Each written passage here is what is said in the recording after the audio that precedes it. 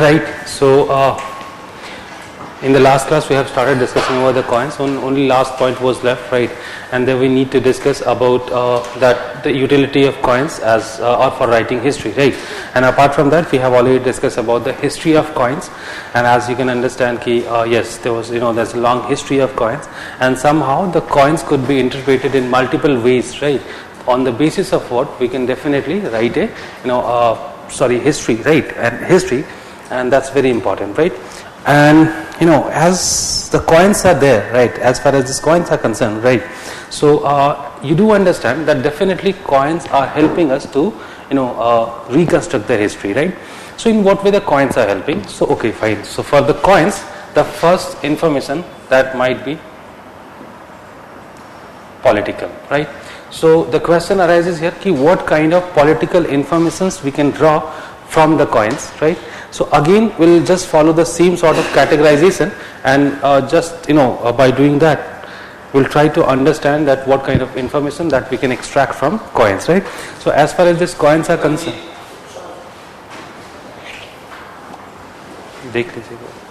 yes.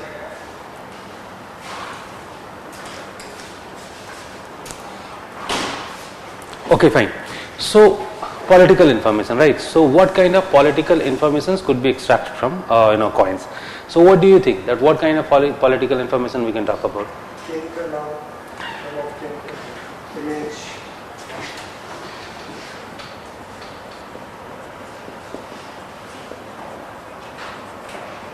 The first and the most important information that we are getting from the coins is legitimacy. How can you connect it with the legitimacy? Do you have any idea? A brief history you might have studied maybe in class 10, 12 or any other class. So if you have studied a little bit history, so there are few things which are very important, right? As it has been said, that legitimacy was always supposed to be a big challenge to any kingdom, right? Because once they have started ruling, so how the subject population would come to know that these are now ruling on us independently. Getting my point? Suppose now if it is not clear, let me give you some more example. Be able to understand. I hope you must you all must be knowing about the Kusana rule, right? So as you do know that, or in fact if you don't know, in that case you just note it down, that Kusanas were basically supposed to be the people coming from the northwestern side. They started ruling on India basically on the northwestern side, and in fact there were certain there were so many parts of UP also part of the Kusana empire. Kusanas started a system of ruling which is known as Chhatrapa system, right? And that Chhatrapa system was known as a system of decentralization, right? In fact, as I told you that these people always they were not giving salaries to the bureaucrats. Instead of doing that, they preferred to give them land, and the people, those who have been assigned the land or allotted the land, they were collecting the land revenue from those regions and they were passing it to the the ruler, right? That was the system of the Kusanas, and that is why sometimes it has been also said that Kusanas started promoting the decentralization in power, and later on this is taking the shape of feudalism, right? That is one sort of argument. We'll just try to inquire that to what extent it is correct or not. That's a different thing. But as there's another fact that you also must be knowing, that Guptas were initially Kshatrapa Kusanas, right? So now once the Kusana rulers became weak, and the Guptas have started ruling independently. So what is the basis of that? On what logic we claim that now Guptas have started ruling independently? Change of economy and the change of system. But somehow these are not conveying directly this argument or this idea that they have started ruling independently. Exactly. Getting my point, right? So if you have started minting the coins with your own name, it means that you have declared yourself as independent ruler, right? The same could be applied for the Sultanate and Mughal period. During the Sultanate period, why do we call it Sultanate? Because they never claimed the suzerainty, right? They were never claiming the suzerainty, right? They always claimed that they are ruling in the name of Caliph, right? The Caliph who was there in the Central Asia, right? So basically they are called as Sultan, that's the reason. And if we'll compare the Sultanate period with the Mughal, in that case we'll find that they have declared themselves as independent ruler, right? So why they were supposed to be independent? Because they have started issuing the coins with their own name, right? So can't you find that the coins are somehow reflecting the sovereignty of the ruler, right? That he is ruling as a sovereign ruler, or he is ruling as a he's just ruling under somebody. He's accepting the sovereignty of somebody, right? So the legitimacy, it means that he is ruling by his own name. That legitimacy comes out from the coins, and it's a very good source to show the legitimacy, because there were two things which are very important. And in fact, during the ancient period, the coins were the most important thing that could be considered that could be considered just to know the legitimacy or the status of or the sovereignty of the ruler, right? And that is why, yes, as far as this legitimacy is concerned, the coins are definitely carrying this idea, right? Is that clear? Yes, yes. Okay, one more thing before I continue this particular thing. There are few things I need to discuss here. The first, because I just got some queries that how to remember those inscriptions that I discussed in the last class. Now I don't know that why you people are getting so much confused. I just did discuss about very few inscriptions. What are the inscriptions that I have discussed? Whenever you are talking about inscription, the most important Ashokan inscription. Now I hope you remember that what kind of information that we are getting from the Ashokan inscriptions, right? The another inscriptions that I discussed, that was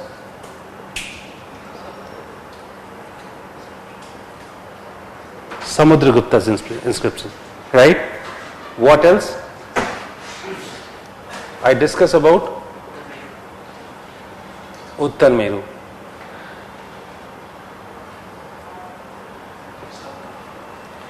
Mandsaur inscription, right? Mandsaur.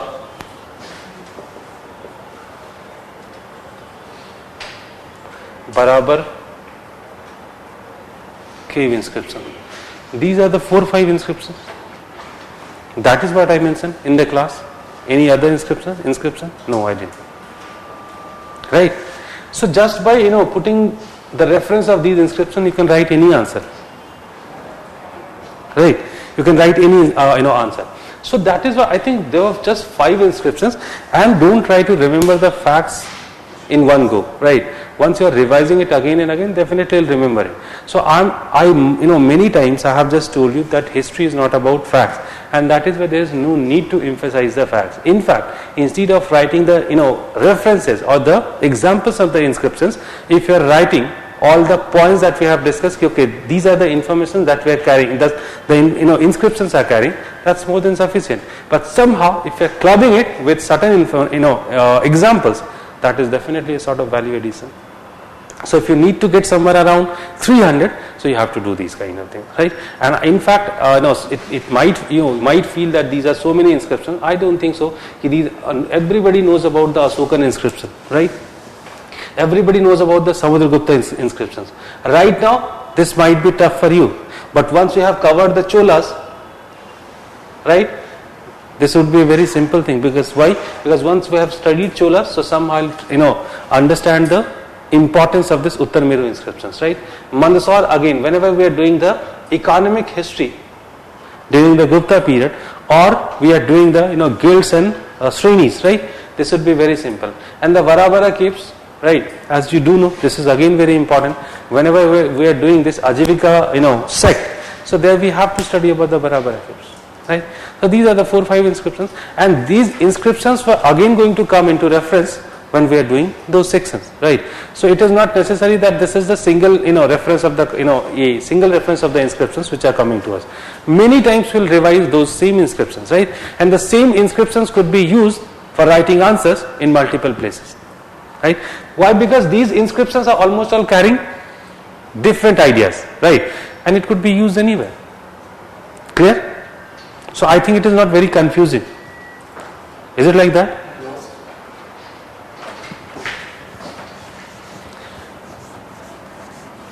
And the another query that is quite peculiar to me, quite peculiar for me, right? Somebody is asking what is the possibility of getting rank 1 with this optional paper? Now, yesterday also I just told you, we cannot claim, we cannot, predict to be rank 1, right? Because this is a sort of, it's a sort of, what should I say? All the things are when, perfect, right? Then you are getting that rank 1, right? So I think we should never bother about the rank, because that is not in your hand. There were so many things which are ultimately, matter. Your performance in the mains examination, and as you do know, at least 3 things which are playing very important role these days for your rank. That is, and you must focus on these 3 areas. Sorry? No, answer writing is a different thing. 3 parts of your syllabus. Essay creates huge difference, right? Somebody is getting 160, whether some people get 110, 120. So there is a gap of 40 marks, and that makes a difference. Ethics, right? Because ethics, again, there is a huge difference of marks, right? Although this time people could not score very good, but most of the time I have seen if there is a gap of 20 marks also, that's I'm just taking the moderate figure. If there is a gap of 15 or 20 marks, that also makes the difference. That also makes difference, right? And the third thing is optional, right? Why? Because in optional people are scoring 200 also. This time also there were so many people, those who have scored 210, 215 in history optional. Whether some people have scored 100 marks more than that. So that is the third thing which is marking the difference, right? Now, what is the answer of the question? If somebody just by scoring 318 in optional can get rank 1, so why you can't, just by scoring 320, why you can't get, the rank 1? So these are some, I think unnecessary questions. There is no point of, talking about rank 1, because once you are getting rank 1, I hope you must be knowing about this astronomy. ठीक है? सारे ग्रह और नक्षत्र जब एक साथ एक लाइन में आ जाएंगे, you'll get the rank 1. What's the big deal in that? If it is about optional, I'm just giving you. Anudev Dirasati just by scoring 318 got rank 1, and many people scoring 375. Somebody has scored in mathematics 375 also this time, right? Could not get rank 1. So at least one thing that is very clear, that just by scoring good in optional, you can't get rank 1. An interview, that's the another thing which is which is actually getting much difference, because as you do know, somebody is getting only 113 or 110 in interview, whether some people are getting 205, 210 in interview. That's also marking the difference. Many people have scored more than Anudev Dirasati, right? But even though they are in lower rank, right? I mean, lower, definitely they are falling, within 100. They are, they are actually in, within 100. But even though, so these are such queries which are not important right now.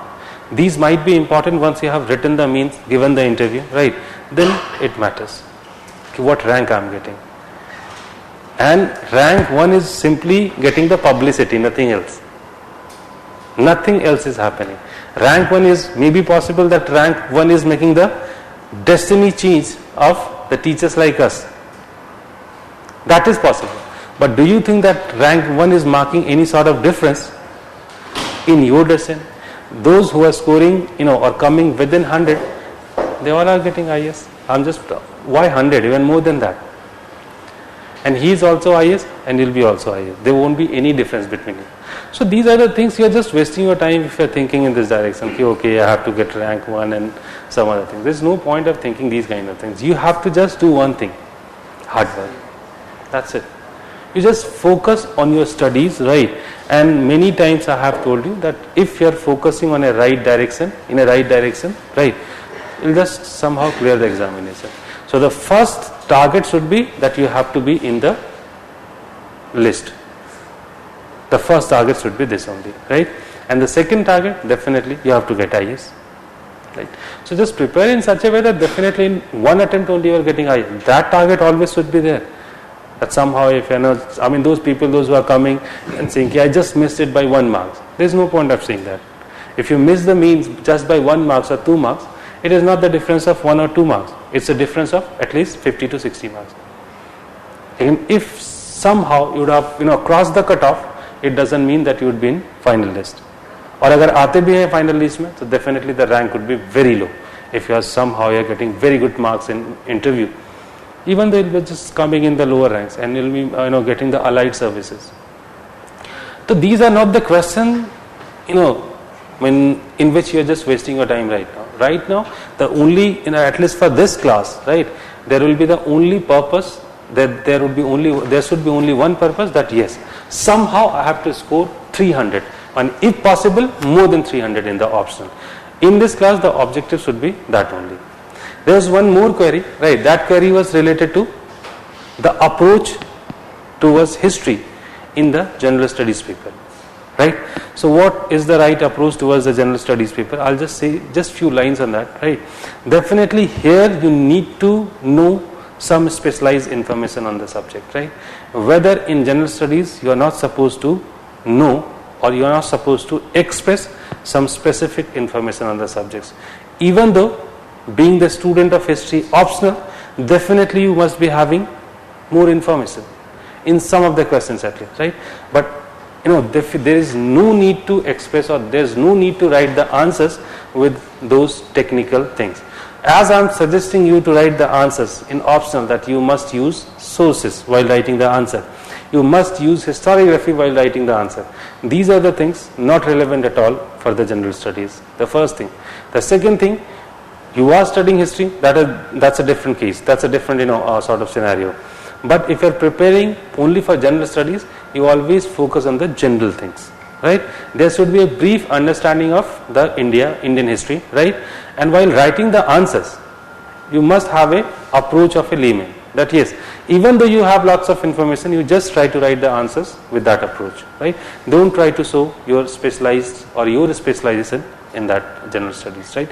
And if you are doing that, you will be punished for that, right, because that's a paper of general studies, right. So don't ever try to show your specification or your specialization while writing the answers.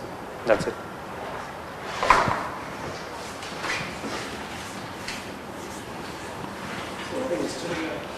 What is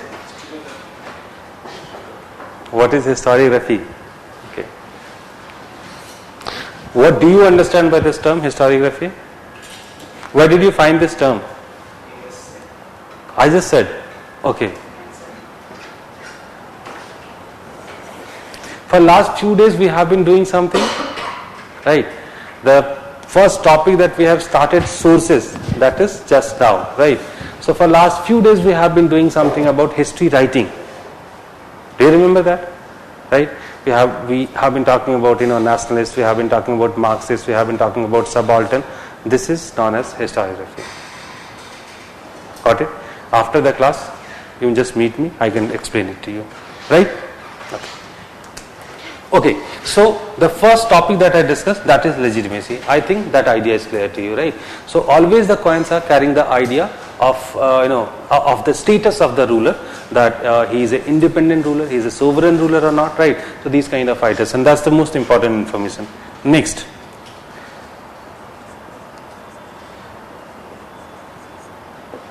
territorial expansion. Territorial expansion, right? I think there is no much explanation of this particular point. You do understand. If we find the coins of any particular dynasty in a remote area, right, it means that yes, these were carrying, this particular thing is very simply carrying the idea that if the Kusana hordes could be seen in Banaras area, it simply denotes this idea. It simply carries the idea that this area was under the control of Kusanas. That's it, right? So and this is the example also that you can write. You just write down such. Okay, fine. She's saying that it is used. The coins are always being used as a means of exchange, right? So it is very much likely that it has reached to Banaras with because of such kind of exchanges. Now, definitely, if it is because of the exchanges, right? In that case, we must be getting the coins in a scattered format, right? Nobody must be having the hoard of the ye. But if we are finding the hoards of Kusana coins in Banaras area, it means ki it was under the rule of the ye, right? Because in that case, as I told you, ki if we find a single or multiple of ye coins, I mean many coins, right? It doesn't mean ki it was under the control of the Kusanas. So that is the third important ye. Sorry, second important point. Now moving next. So the third, what is the third important importance of the coins? That is regarding the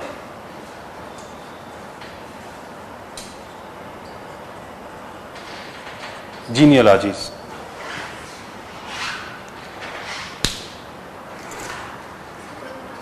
Yeah. No, I'll come to that point. Right, so genealogies. Sometimes you'll find that the coins are definitely carrying a very good, the coins are, carrying the ideas in a chronological order, right? Such as if you'll see the Kusana coins. In the Kusana coins, you'll find that yes, every ruler has issued the coins, right? And in every ruler's coins, you'll find, the figures, right? Their regnal periods, right? And apart from that, certain other beliefs such as religious belief and many more, right? So as these kind of informations are there, and because of what, it is becoming definitely easy to construct the history of or construct the genealogies of any particular dynasty, which is very much true for at least Kusanas. And yes, in the case of Guptas, it is also very much true, because there is a ruler called Ram Gupta, right? There was a ruler in Gupta dynasty called Ram Gupta, and no historical source is talking about Ram Gupta except coins, right? So somehow we do know that after Samudragupta there is a ruler coming which is called as Ram Gupta. Just note down this reference of Ram Gupta, that Gupta ruler Ram Gupta is known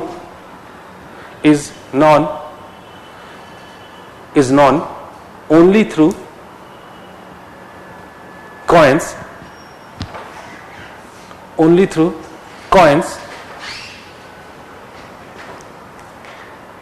no other historical source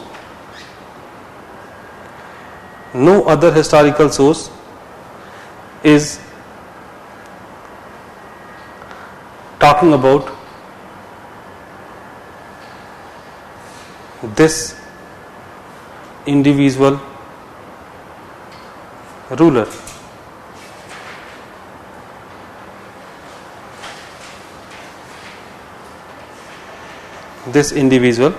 ruler. Right? Next,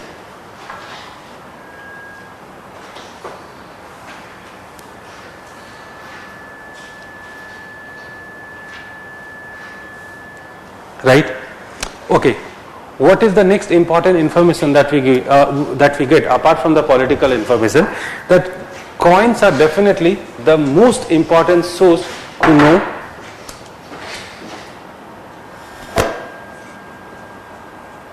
dates.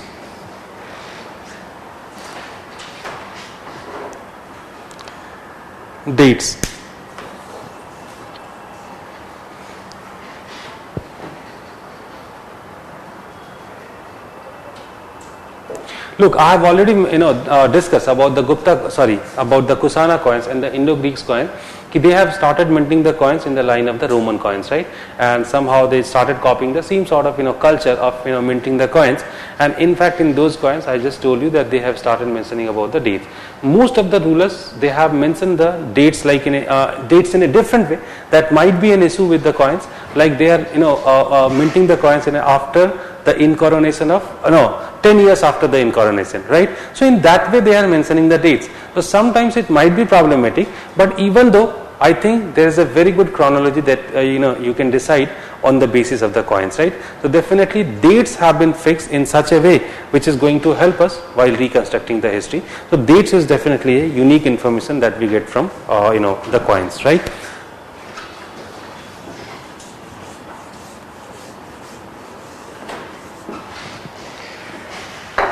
Now the second important information that we do get from the coins is definitely economic information.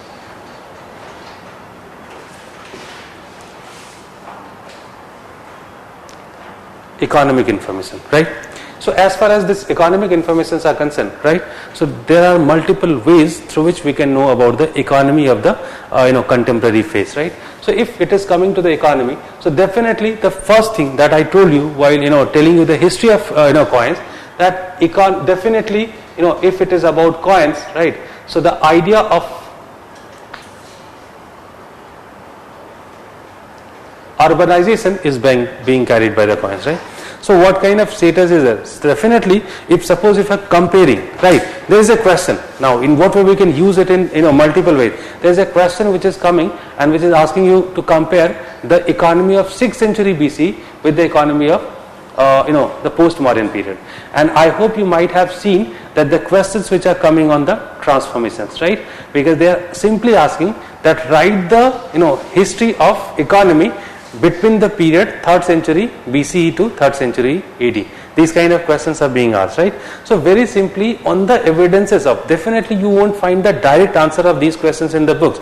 So there you need to apply these kind of ideas. So, and whenever any as such vague question is coming, many times I have told you, right, this is one of the description outside of the syllabus, but whenever any as such question is coming, you always try to see the society in the broader terms.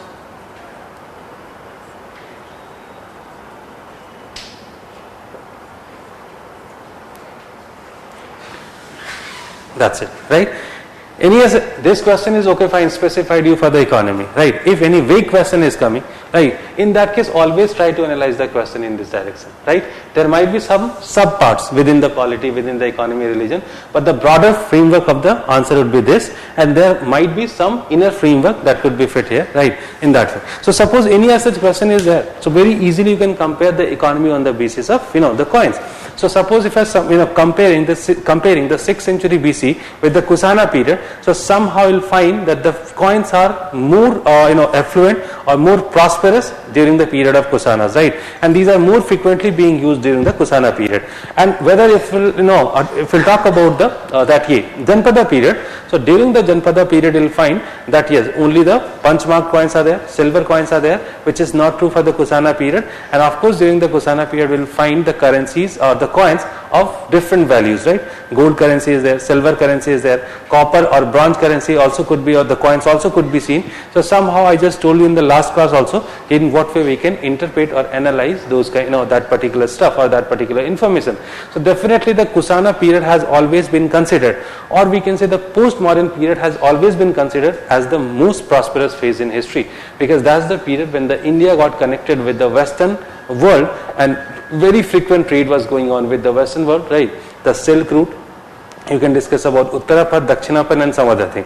So somehow coins might be a very good source to understand the economy of the period, and that is why we can connect it with the urbanization. And as I told you that if we leave the case of if we consider that the case of Indus Valley civilization is somehow an exceptional case, in the apart from that IBC we can apply this idea everywhere. Either you talk about the second urbanization or you are talking about the third urbanization, always you'll find that yes, if the coins are found very frequently, that too of multiple values, right, it is very simply indicating that now it has started promoting the urbanization, or that was the phase of the urbanization. So that's one of the thing which could be we could say, right? The second thing, that coins are, it is not only about urbanizations, right? The coins are also carrying the idea regarding the status of the economy, right? I think the Gupta coins are the best example for it. The Gupta coins are the best example for it. How come? I think I did discuss in the last class also. Because the Gupta coins have been interpreted initially in a way that as we found maximum number of gold coins, so it means that it was a very prosperous economy. But later on historians have started interpreting it in a different way, and this very simply told that the golden coins does not carry the idea of the prosperity, right?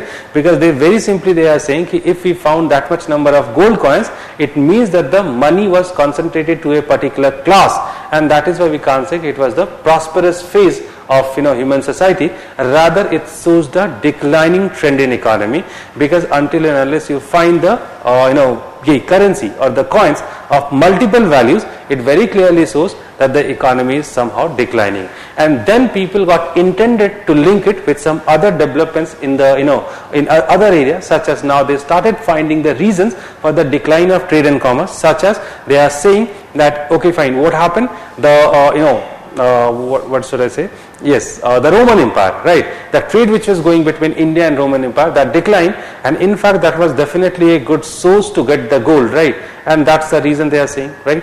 Okay, apart from that, what kind of things could be discussed, such as debasement of the gold, Gupta coins, that is also carrying one idea that this is showing the declining trend in economy, right. So the the coins could be interpreted in such a way that definitely coins could be interpreted in such a way which very easily can show us about the status of economy during that particular period, right. So these are the two references which very easily could be discussed. I think you should write it.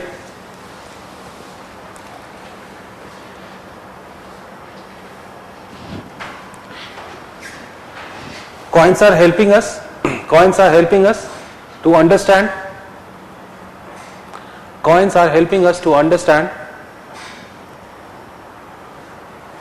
the economy of the period.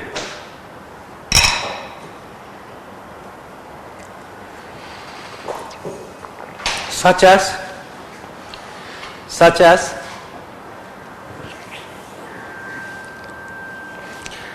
the Kusana coins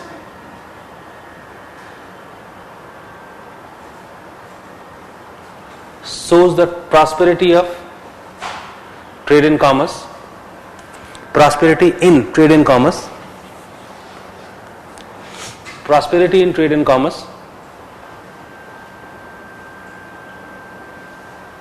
whether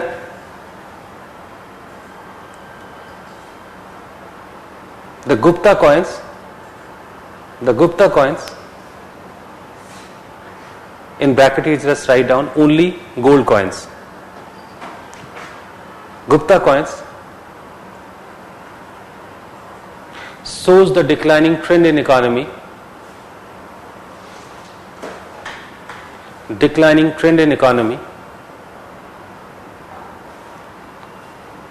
as the high value currency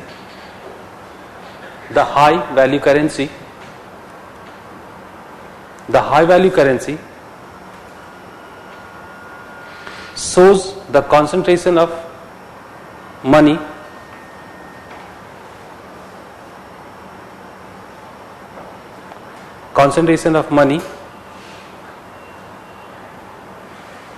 with a particular section of society.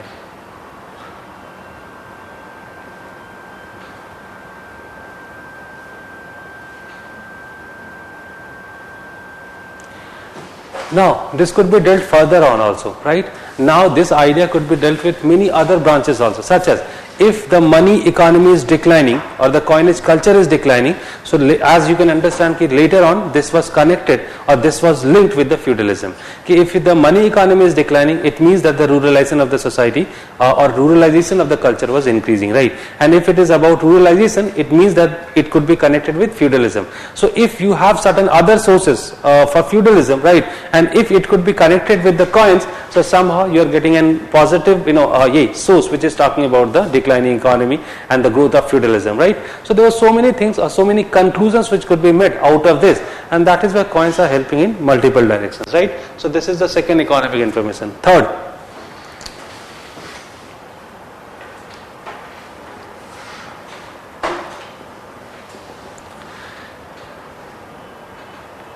coins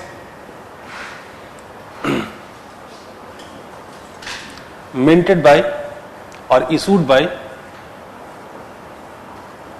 guilds. Coins minted or issued by guilds, right. Look, whenever you find that the economy was in a boom, so the state somehow was not capable of fulfilling the demand for the coins, right? And in such a scene you'll find that the guilds have also started minting the coins. Any idea for the guild? The group of merchants. Yeah, it could be the group of merchants, the group of manufacturers, right? So whenever people from single profession, they are making a group, right? So this group was known as guild. The guild is basically an European term, right? And in Europe, the guilds used to be very powerful. But in case of India, they are normally known as Sreni. The alternative term for the guild is Sreni, and somehow we tried to find out the similarities between guild and Sreni. And mind you, the Srenis were very powerful even in India, and they were not only powerful. That's one of the power that just now I told you, that they were so powerful that they were minting the coins. And mind you, just now I told you that coins does not mean, even though the coins were not the symbolic currency, right? The coins were basically, just carrying the same, they're carrying the value of their weight, right? So whatever the weight is there, so as per the market, there was no face value and the market value, right? Both the values were same. But even though it reflected the idea of legitimacy, and that is why most of the time it has been perceived it was always the right of it was always the right of the state to mint the coins. But even though sometimes we find that the guilds used to mint the coins, right? It means it shows the demand for the coins, and it shows the flourished economy of the period, right? So yes, during the basically post-modern period, we do find that the mints were minting the coins. The guilds were minting the coins.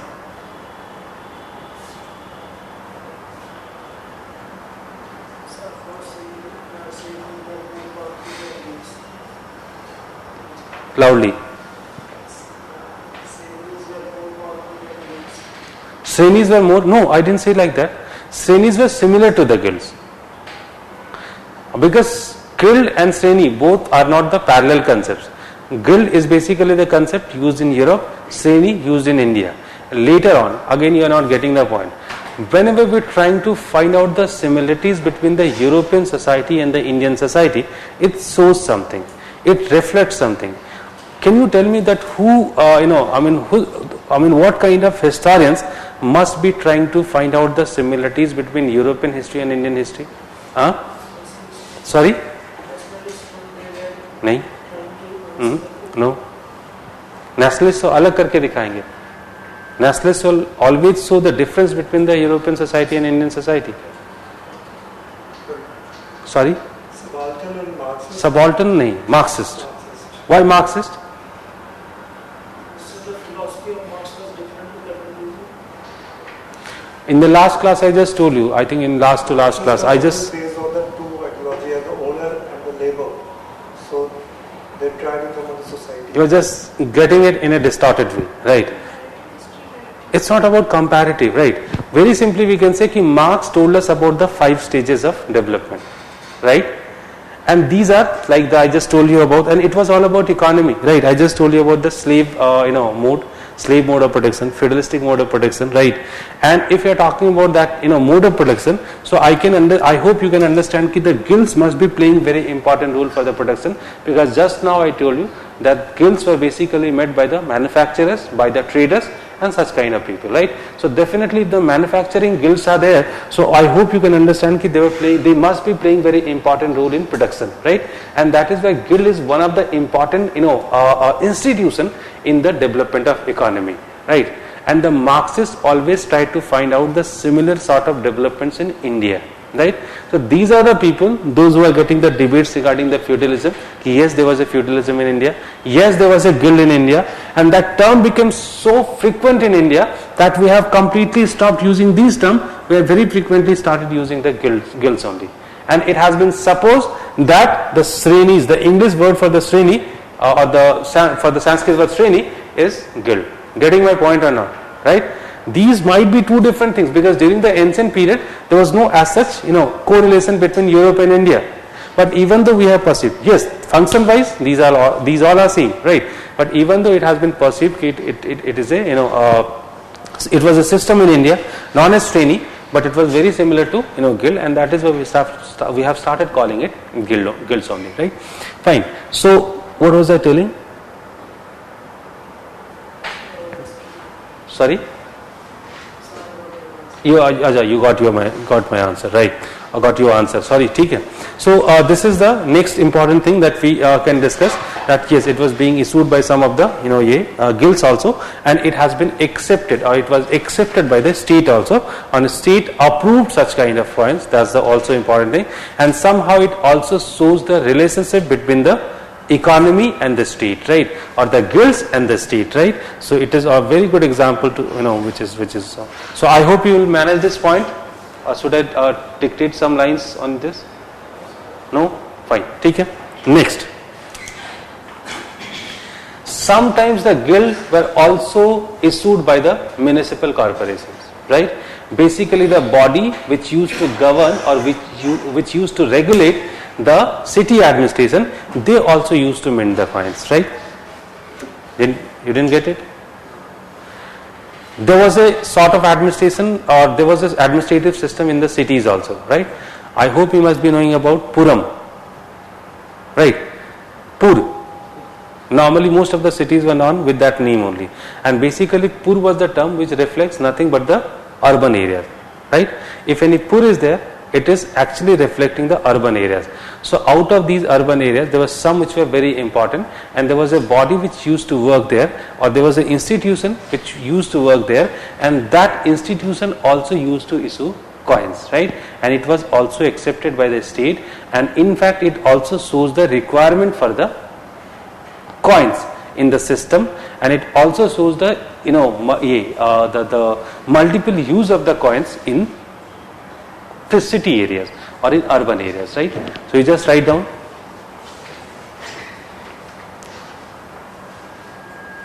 that sometimes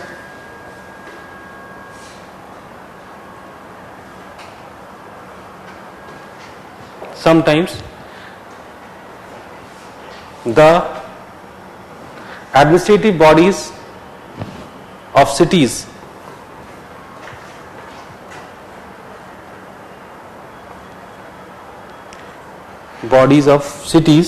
also used to mint coins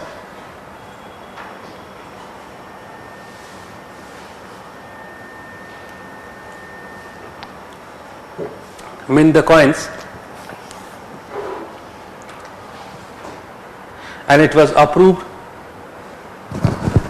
by the state also.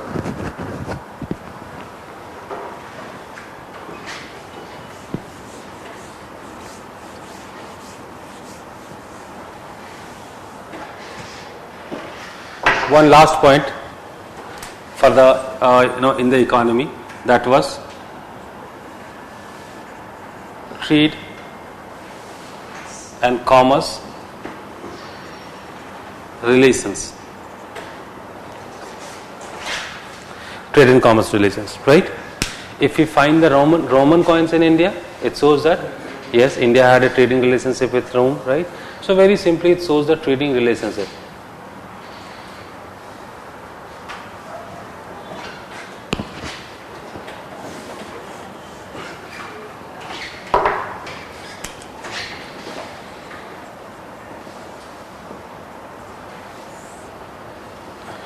Religious informations.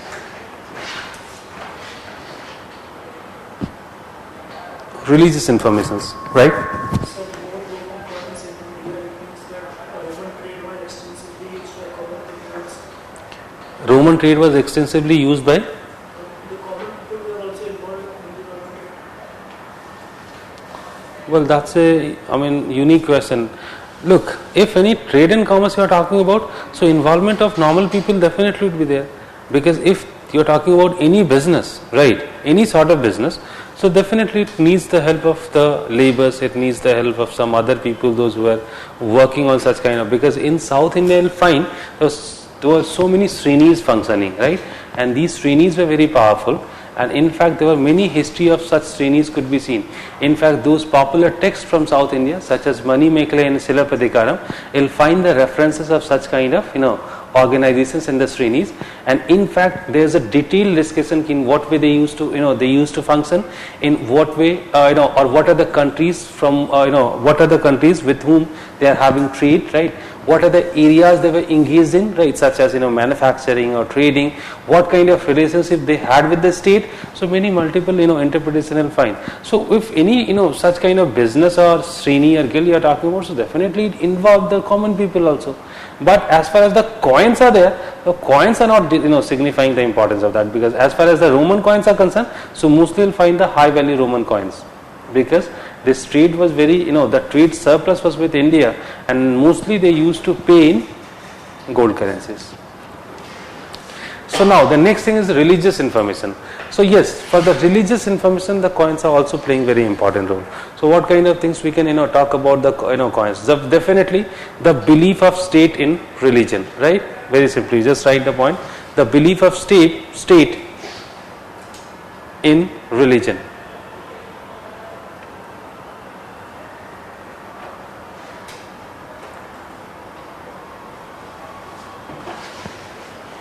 Right?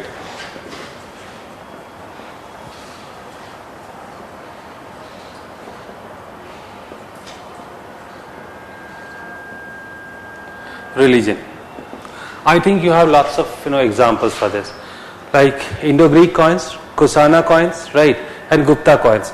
These are the three multiple type of coins which are reflecting the same idea. If we'll talk about the and these are actually the unique sort of coins. Why? Because the Indo-Greeks were coming from outside. They were the alien people to India. But somehow once their coins reflects were reflecting the image of Vasudev or the image of Vishnu, it's it very clearly shows that yes, these people now have started adopting, or they have adopted the Indian religions and sects, right? So it is also telling us about multiple things. Yes, these people have now started patronizing the Indian forms of religions and sects. So it is talking about the nature of state also. They were trying to patronize the Indian religions and sects, right? Yes. So they may also be trying to appease the Indians. Yeah, that is what I am telling you. The Kusanas, in fact, while I'll discuss the nature of Kusana state, right, I have to discuss this particular feature as well, heterogeneity, right. If we'll see the coins of Kusanas, in some of the Kusana rulers' coin, you'll find the Buddha. In some we'll find Vasudev. In some we'll find Krishna, right. Not exactly Krishna, the Vasudev or the Pancharatra cult, right. In some we'll find Shiva, right. That is quite unique. Because for the Mauryan Empire, you must be knowing one fact, that the Mauryans either they were just patronizing one form of religion, like Chandragupta Maurya patronized Jainism. Whether this fellow, what was his name, Bindusar, promoted Ajivika sect, right? Ashoka started promoting Buddhism, right? Whether that is not true, whether it is not true for the Kusana and the Indo-Greek states. Reason? Because these people were coming from outside. They were always struggling for the legitimacy, because they always thought in a way that somehow they didn't know that the Indian people or the subject population are going to adopt them or accept them or not, and that is why they promoted the heterogeneity, right? Okay, fine, let us support Bhagavad cult also, let us support this Shiva cult also, or the Pasupat cult also, let us support this Buddhism also. Why? Through this they just wanted to get the support from all the religions, right? So that is also one of the interpretation. But yes, because of what we can, just now I told you the word, it also shows the nature of state, right? So religion, what kind of religion is being followed by the state, that is also very clear, right? So many multiple informations we can draw from the belief of from the coins regarding the belief of the state in the religion. So I think that coins are very important. I mean Kusana coins specifically, but it is not only true for the Kusana coin. If we come, or if we'll start discussing about that, the Gupta coins. So now I hope you must be knowing one fact, that it has been said that during the Gupta period, the Hinduism got a revival, right? That idea has been used very frequently. And what is the basis of that? Definitely we do find certain, literary references, right? But at the same time, the coins are also approving this idea. In many of the coins, you'll find that the rulers have shown performing Ashwamegh or Bajpeyi yagnas, right? So if the rulers have started performing these yagnas, so very simply it meant that they have started promoting now the Hindu rituals. And so far as nobody was promoting, and when I am saying Saivism and Vaishnavism, mind you, I am not saying Brahmanism. The idea should be very clear, right? Because these are some local cults, not part of Brahmanism, right? These are some religious revolts, not part of Brahmanism, right? If we'll talk about Krishna, so Krishna was not part of Brahmanism, right? If we'll talk about Vishnu and Shiva, not part of Brahmanism. These are some local movements, right? And mind you one thing, whenever any sect or any form of religion is getting very popular, Brahmanism is always very smart, right? They adopt it, right? And that is why sometimes they say, the people those who are supporting Brahmanism, they say ye Sanatan Dharma hai, theek hai? They call it Sanatan Dharma. Yes, it is Sanatan Dharma, but Sanatan doesn't mean that it is coming through the centuries, right? Coming from centuries. They were always very, one thing that you have to accept it, right? Although I am not a very good die-hard supporter of Hinduism and something like that, I am not a BJP supporter as well, right? But even though I am a teacher of history, so I must tell you the right things, right? Yes, this is one of the beauty of this religion, that they are always ready to accept the new things, whether it is not true for the other religion, right? They accepted everything. Buddha became very popular, so they simply said that Buddha is the 10th incarnation of Lord Vishnu, right? So they are always very smart in regard. Krishna was not part of Brahmanism, right? Krishna was basically a local cult. Can you imagine that the Brahmins would come up with the idea that there is a god and belong to a Vaisya community? No, it's not possible. Krishna was a local cult, started by the people around Mathura. That cult became very popular, and they started feeling, they were not feeling very comfortable with that, because that cult has become very powerful, right? So what they said actually, who is Krishna? His incarnation of Vishnu only, right? मामला ही खत्म हो गया, अब क्या बोलेंगे? And they added the portion of Krishna in Mahabharata. Initially it was not part of Mahabharata, right? Then they got the idea of this Krishna, and then Krishna's role in this Mahabharata, right? And this whole concept of Gita, it was, these all were included in Mahabharata later on. So Buddhism, at least Brahmanism, was very smart in this regard, right? That's not my concern, but somehow we definitely will discuss all such kind of issues while discussing the Hinduism and Brahmanism, right? So anyways, so as you can understand, definitely the second, I was just dealing with the first topic. So yes, it definitely, the coins of the Gupta Empire reflects, yes, this phase was, it could be said as a phase for the revival of Brahmanism, because now the state or the rulers have started performing so many Brahminical rituals, and it is very clearly depicting the idea that yes, they are trying to support the Brahmanism after a long time, right? Because the idea which has been said for the Satavahanas and the Sungas, right, or the Kanva rulers, right, that idea was not very acceptable. They were trying to support or hold the Brahmanism, but they were very frequently supporting the Buddhism also, right? Okay, we'll discuss all these issues, but what is important here, that yes, it is very much forming the idea regarding the religious belief of the state, the coins, right? So in that regard, it is quite helpful, right? What next? Sometimes, right, you just write a statement, because that could not be a minor point.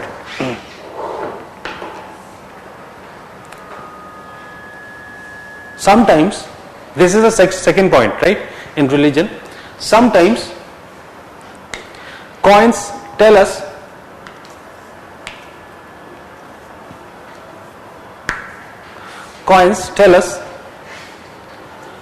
about the religious belief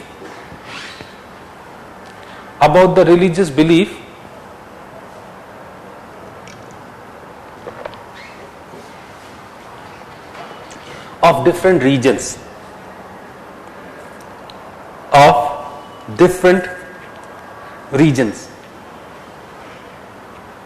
Got the point?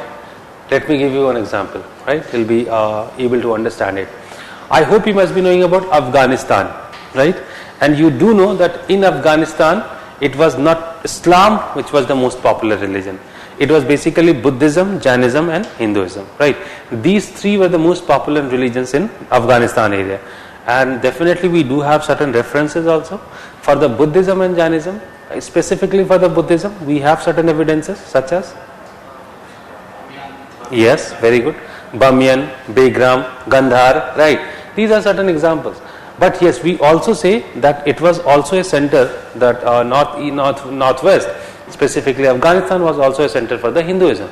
So basically we have found so many coins which depicted Krishna and Balram, right? So somehow there were few concepts which were sometimes, we write about those concepts only on the basis of coins, right? So you just write this example.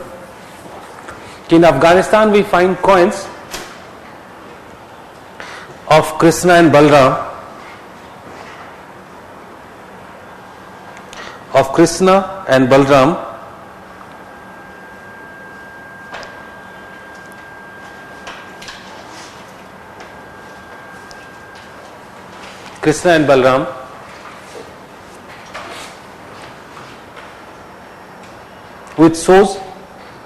which shows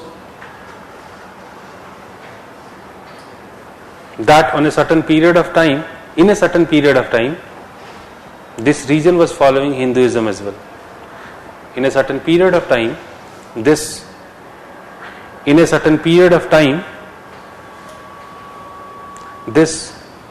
region was following Hinduism as well.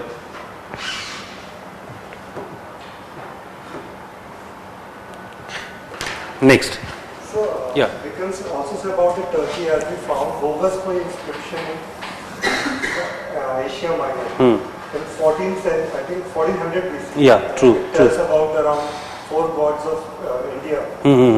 So, that's a example of a different thing, right?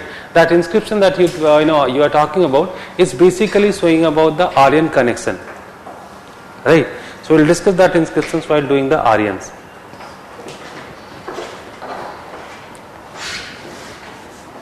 Right. Last point, the cultural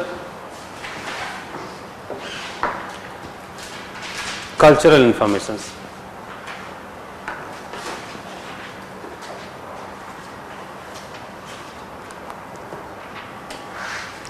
Now, as far as the cultural informations are there were so many things, various types of things that could be discussed. So it could be minimized in few terms only, like the clothing patterns, right?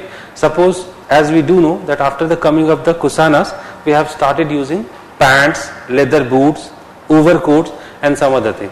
What is the best source to tell us about this? Of course, the coins and the sculptures, right? So the coins and sculptures are telling us about this. So this kind of thing. Apart from that, if we'll talk about the Gupta coins, you'll find the coins of different types, such as the ruler is playing Veena, Samudragupta is playing Veena, right? What else we can talk about? Sometimes the marriage relationship or the marriages have also been depicted on the coins, such as Chandragupta II and Kumar Devi coins, right? So basically this marriage has also been shown in the coins, right? So these kind of multiple things have been depicted on the coins. So definitely it talks about the culture, right? So yes, of course the culture is also reflected. So these information you can put there, that clothing pattern, and specifically the the rituals, the different sort of rituals.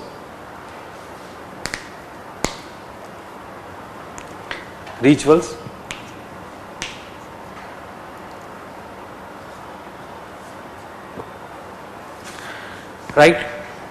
So these all are basically the positive sides for the coins as a source of history.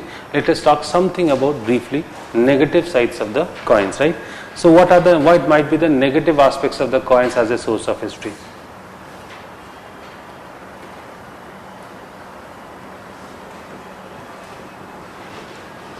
Coins will be distorted. Well, not distorted. The first thing which is a problematic area with the coins, that the same I told you for the inscription, which is more applicable to the coins. Why? Coins are normally not kept in openly, right? The coins are kept in the museum, right? And it has the duty. It is the duty of the museum to publish the coins, right? But somehow, so far, at least 50,000 coins are unpublished. Now you just can imagine if the 50,000 coins are now published, right? So what valuable information we could get from those coins, right? So this is the most important problem, right? Next.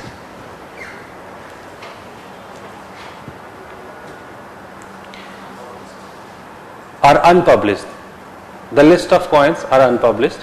Normally this is the task of the museum to publish it, and all the informations like the pictures of both the sides, then weight, the stuff which has been used for the coins, for making the coins, all such kind of things, information must be published by the museum. They are not doing it, right?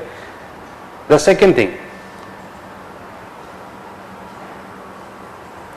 it was quite easy to melt the coins and remint it. Once any ruler is defeated by the another ruler, of course this is going to happen. So all the previous information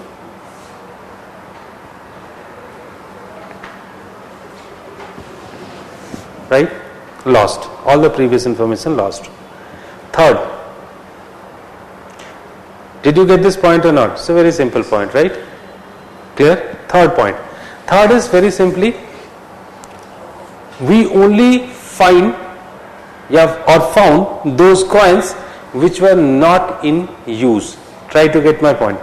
If the society is running continuously, right, so definitely they are not leaving the coins to us, right? We find only those coins which were somehow lost or which were stored, right, such as within the earth, because that was the only system of storage. So you only find those coins which were stored somehow, and stored in that way. It's quite easy to understand. Suppose if I have stored the money, so definitely I'll tell it to my son or my family. So only we have received only those coins. Somehow those were actually unclaimed, right? Nobody is there to claim those kind of people. They didn't know about that, So we only know about such kind of thing. So somehow coin is such a thing. If anybody is getting such kind of coins, right, they're just using it. They're not handing it over to the government. And that is why we find only the coins which were basically basically in a scattered mode, right? The second thing that we can say these were basically lost, or because of that we can say there might be a huge volume of coins if people would have given it to the government, but somehow people are not giving it, and that is why we only find the coins which were having certain problems, right? These were stored somewhere, or nobody knows about that, right? Or the coins which somehow scattered. So these are the coins that we do find.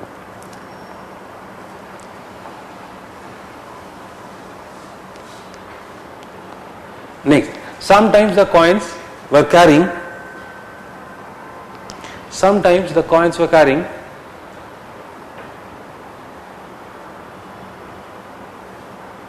vague informations or vague or confusing information. In what way the confusing information? Very simply, suppose I found I am a ruler, defeated him, right? So definitely I got the access to his coins, right? And now what I did actually, he has just minted he has just put some figure or some symbol on one side of the coin. On the next side I just put my own information, right? And sometimes it is creating problem for the people to decipher it, right? Or decipher it. What kind of historicity is there of the coins? So sometimes it might be confusing. So that's all about the coins, right? So these are I think any question is coming regarding coins. You have positive, negative history of coins, it can be managed.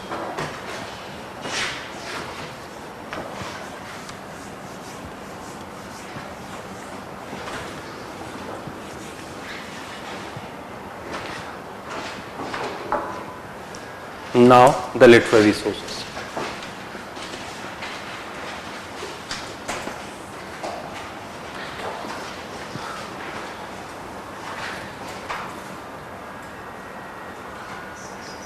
Literary sources. I already told you about the literary sources, right? That normally we divide the literary sources into two parts, right? Basically two categories are there of the literary source. And what are those categories? Religious and secular, right? The religious literary source, basically there I have divided the religious literary sources into three parts, and these were Brahminical, Buddhist and Jaina, right? So in terms of India, or in case of India, mostly we find these three sort of religious texts, right? The secular text has also been divided into two parts, Indian and foreigner, right? So as far as Indian is there, so there were so many types of text that could be included here, like Arthashastra is there, many Niti Sara is there, some books related to some other branches such as Kam Sutra and some other, right? And apart from that, there were some novels are there, novels of famous people, and of course the foreigner sources, right? So that also I think discuss about numbers of people and all, right? So let us begin the discussion with the religious sources, right? So as far as this religious sources are concerned, right? So as you can understand, ki in India, right, it is very easy to say ki okay, this is religious and this is secular, right? But do you think that it is actually easy to differentiate between religious and secular? Is it that much easy to divide or differentiate between differentiate in the literature that okay, it is religious, it is secular? No. What do you understand by the religious literature? What do you understand by this religious literature? There must be some gods, right? Glorifying their religion. What else? It must be God centrically. Right? Sorry? It must be focused on certain gods. Certain gods. Okay, fine. Ideologies. Right? That must be religious. What else? Do you think that in Arthashastra there won't be any mention of God? Do you think that in Manusmriti there won't be any mention of God? Definitely. Manusmriti is a legal book, but it is considered as religious text. Getting my point or not? Do you know about the categorization of religious text or not? No. Brahmanical religious text. Okay. Secular text, I usually talk about the political and economical things about the code and the specialization of that period. Fine. While on the other side, the religious text, especially focus centrical figure of God. And don't you think that the Rig Veda is also talking about polity, economy, society? Rig Veda is also talking about. That is what I am just telling you. It is slightly tough to differentiate. You can't call it very directly. Okay, it is Veda. It is a religious text. Okay, it is Arthashastra. It is a secular text. In that way, you can't say. Why? Because all the books or all the religious texts, they are carrying valuable information or multiple information, and these informations many times are secular. Puranas, as you do know, are carrying numbers of secular informations, right? So what kind of secular informations were there? They were talking about the geographical regions. They were talking about the genealogies. Now how can you connect the genealogies with the religious information? That's the thing I'm talking. So very simply I'm just telling you one thing. I'm very easily I just categorize the literature into religious and secular, but once it comes to the text, right, it is not that much easy, right? So if we'll talk about the Brahmanical religion, look, if we are talking about Brahmanical text, right? If it is Brahmanical Brahmanical text, right? So normally the Brahmanical text has been divided into two parts, and these are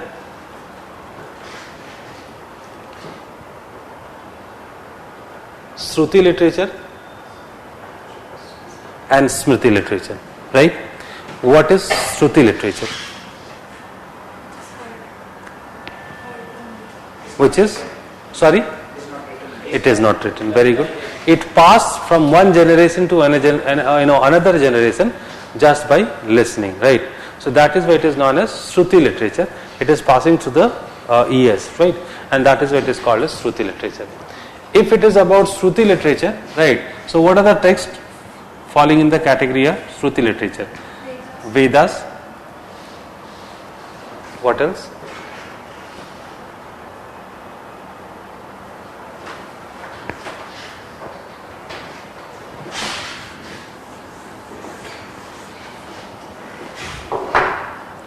In Shruti literature, there are four categories of text.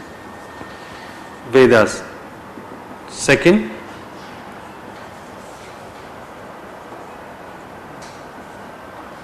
Brahmins.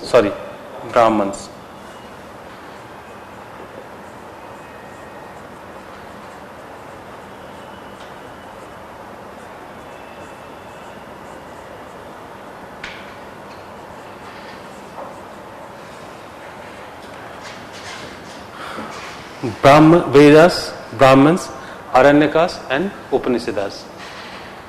This is called as Shruti literature. Right? Next is Smriti literature. So what are the texts falling in the category of Smriti literature? Now you can tell me something.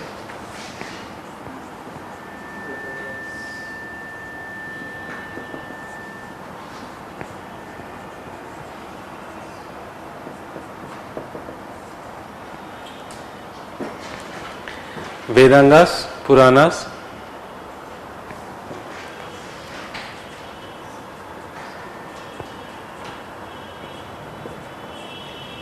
Smritis, what else?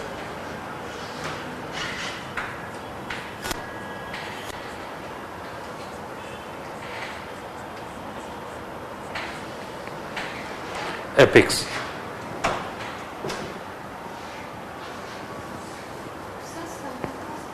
Sorry? Samhitas. I mean these are known as Vedas and Brahmans are known as Samhitas. Right? Sorry? The last one is epics. Vedas, Brahmans, Aranyakas, Upanishads, right? Vedangas, Puranas, Smritis, epics and Acha. What did I? Sorry.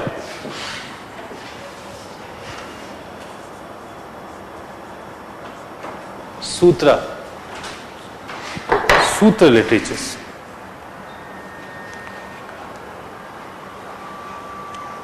Right? Okay, let us discuss something. I mean, I hope you people are not knowing about that, but I think you people are not coming after reading it. Reading NCERT. Have you gone through the NCERT, the first chapter? Didn't it discuss about the such kind of literatures and all? It has been discussed, I guess. In notes? In notes it's definitely there, but notes you are going to read after the class. Before the class, just the NCERT. And I think the notes are definitely good enough, right? And mostly they were, one thing that, and it's a very good point that we need to discuss actually. Right? Once you are talking about notes, the notes are also designed beautifully, right? And actually I have worked very hard to design the notes. So what you are going to do, you are just maybe what I am teaching in the class, that is also there in the notes. But I think there are everything briefly is there in notes, right? There are few areas from where the chances are there for the questions that I am dealing in the classroom, right? And definitely in a more extensive way, with more conceptual way, right? And I am just dictating whatever I am dictating in the class, that would be the format followed while writing the answers, right? So like in notes we have just given the sort of brief description of all the things, but while writing the answers you need to incorporate certain ideas, right? Suppose you are dealing with the coins, right? So you are not supposed to write only the information that we are getting. At the same time it must be incorporated by certain amount of facts, right? So definitely these are the things I am just doing in the classroom. So yes, definitely after whatever you find in the notes, that definitely would be discussed in the class, right? But sometimes it may be possible that few points that I am missing. Why? Because I find this thing has been discussed in the notes properly, there is no point of doing that. And the areas which are conceptual and the areas from where the questions could be framed, these are I am still telling you or dictating you some of the things, right? So is that clear? Right? Let's have a break of 5 minutes and then we'll continue.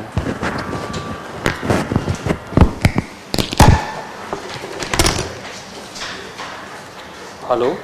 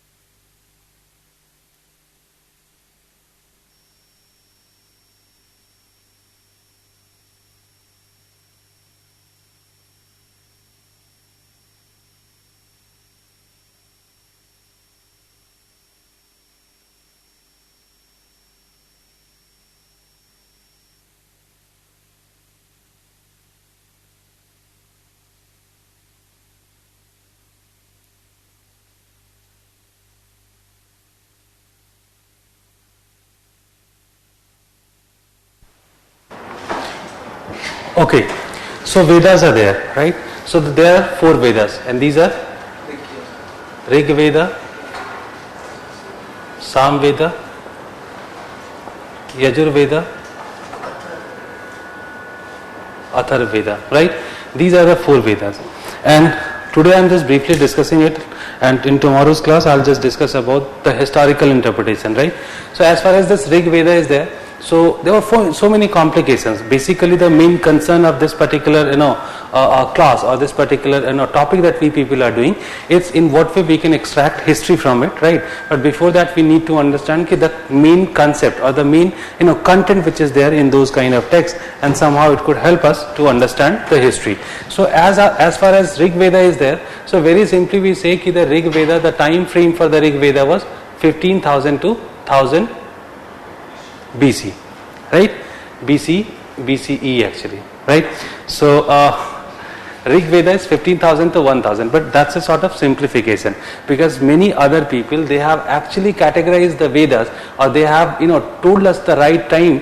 So it has actually from 4000 to 600 BCE, right? So many people are trying to locate the Veda in this particular period, right?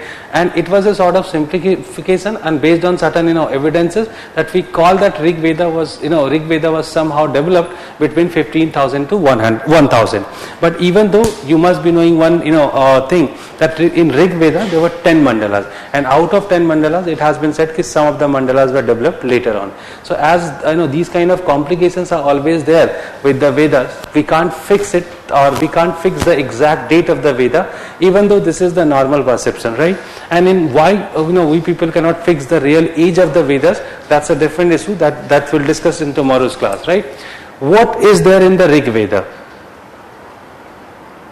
What exactly has been written in Rig Veda? Sorry? Hymns, right? So basically you'll find hymns. The number of the hymns is 1028, 1028. These figures are not important for the optional paper, right? Because this is not going to help you anywhere. You remember the that what is the number of how many mandalas are there, right? These are the facts not required at all. So okay, the most important thing that we need to understand for the Rig Veda, that what kind of hymns we find in the Rig Veda, that's the most important thing. As far as the Rig Veda is concerned, so mostly we find hymns dedicated to certain gods. What are the gods? Indra, Agni and Varun. These are the gods that the hymns were dedicated to these gods. And as you can understand, all the gods are somehow could be related to any power from the nature or any natural powers. Indra is basically about the rain, right? Agni, fire, and Varun is wind, right? So these are 3 natural powers, and most of the hymns are dedicated indirectly to the natural powers, right? So that is there in the Rig Veda, and there are so many further interpretation could take place for the Vedas that we'll discuss tomorrow in Rig Veda, tomorrow, right? Now coming to the Sam Veda, right? So what is there? Let us talk something else for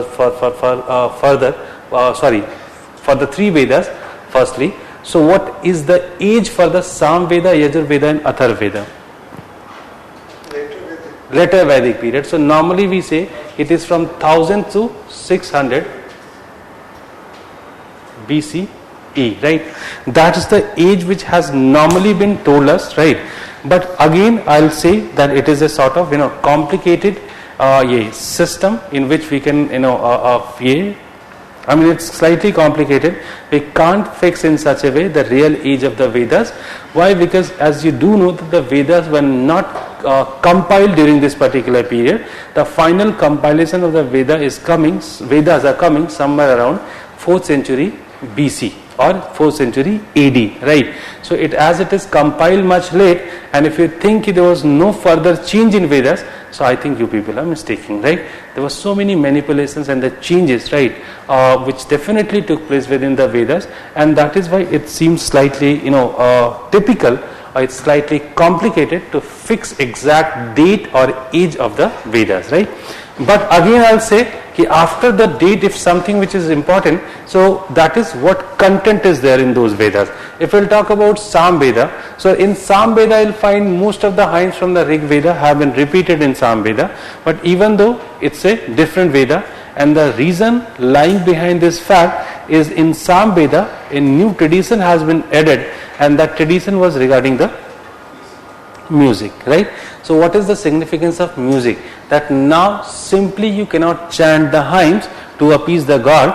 There would be a fixed pattern in which the hymns must be chanted. Getting my point or not? Right? Now you cannot pronunciate it, or you cannot pronunciate it by your own or in any random way, right? You have to follow a particular way to pronunciate the hymns, right? Now, what is the meaning inherent in this? That initially, you'll find that in Rig Veda, simply the hymns were there. Anybody could chant the hymn just to appease the God. And one more thing which is very important, right? That could be very clearly said, or that should be understood very clearly, that in all the Vedas ultimately you'll find that they were just trying to get something which could be called as material. Try to get my point, right? Whenever you are talking about religion, what is the prime concern of religion? Why we people are following any religion? To unite people. Is that true?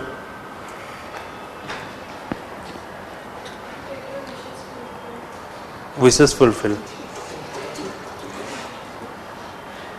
Acha, one thing you might have noticed, most of the people like us are not much bothering for the religion, right? We are not doing much, we are not visiting much temples, or we are not, doing everyday puja for 1 hour or 2 hours, right? थोड़ा सा हाथ वाथ जोड़ना है, जोड़ लिया, काम पे चलते हैं, यही होता है. This is what happens normally. But once you are crossing 60 or 65, there is a change in the attitude which is coming. Isn't that true? Right? You might see your parents or your grandparents, they are more religious as compared to their young days, right?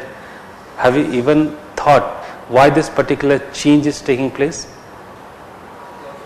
Sorry? Sorry? To? No, they are not fed up of life. Every old person wants to live more. To brush up their, wash up their sins. And what is the point of doing that? Exactly. Look, we people are hardly bothering for the moksha right now, because we know that we are going to live for 70, 80 years, right? Right now, we don't have time to get the moksha, right? Right now, we are just trying to achieve some materialistic goals, right? And there is a moment comes, and after that moment we realize, okay, fine, whatever we wanted to do, we have done, and now the only thing that we are wishing for, that is moksha. Because once you have done all the sins, right, then the only thing which bothers you, that is the moksha. I have committed so many sins in my life, now what about my moksha, my salvation? Are you going to, reach Jannat or Dozak, right? That matters, right? So, and that's the reason that, most of the people after 60 are becoming more religious, right? Why I'm actually telling you all about, all this? There's a very simple reason, right? That religion is having two different interpretations. One is materialistic, one is spiritual, right? What I'm trying to tell you, that here the religion was more materialistic. Why? Because in every religion, in every Veda, you'll find that these people mostly were wishing for some materialistic goals. What kind of goals? Okay, fine, I need sun, I need more cows, right? These kind of demands were there, right? So that's one of the basic content of the Vedas, right? They were more looking for the materialistic goals, right? So okay, fine. So in Rig Veda, what is happening? Anybody could achieve those materialistic things, right? In Samveda, what has been done? It has been made more specialized, right? Because until and unless you know about music, you won't be able to chant the hymns. Can't you find that now it has been made more specialized, right? Because now a person like me cannot sing. Why? Because I don't have any idea of music. A person like A.R. Rahman, who is not having a good voice, even though he can sing, why? Because he had some sense, he has some sense of music, right? So now tell me that the person who has been trained in music, only such kind of person can sing. Got my point, right? So if the person who is well versed in music, right? So it's not about music, it's about specialization. If somebody is learning about that process, so definitely such kind of person could sing, right? And who are those person? Brahmans. Try to get my point, right? Here everybody, irrespective of the varna, either he is falling in the category of Brahmanas, Kshatriyas, Vaisyas or common men, he or she could sing the or chant the hymns. Now it is not true. Only those, because it has also been said कि if you are not singing it in a proper way, right, in that case you might face some adverse impacts of that, right? It means that they have confined it to a particular class of Brahmins or particular Brahmins, those who can chant the hymns of Samveda. So that is the specification which has been added in Samveda. Coming to the next, Yajurveda, and that is why it is marking the beginning of music. It has been said in films, they have asked this question multiple times, right? That what particular text is marking the beginning of music in hymn? That's a question of the pre, right? Next movie, that is Yajurveda, right? What is the significance of the Yajurveda? Yagnas, or we can say rituals. So in Rig Veda, while chanting the hymns, you need not to perform any particular ritual. After coming of the Yajurveda, it became compulsory to perform any ritual. I hope you haven't gone through that trauma of marriage. There will be a day when you people will also go through that trauma or sort of a bad dream, right? Which is like a bad dream of marriage.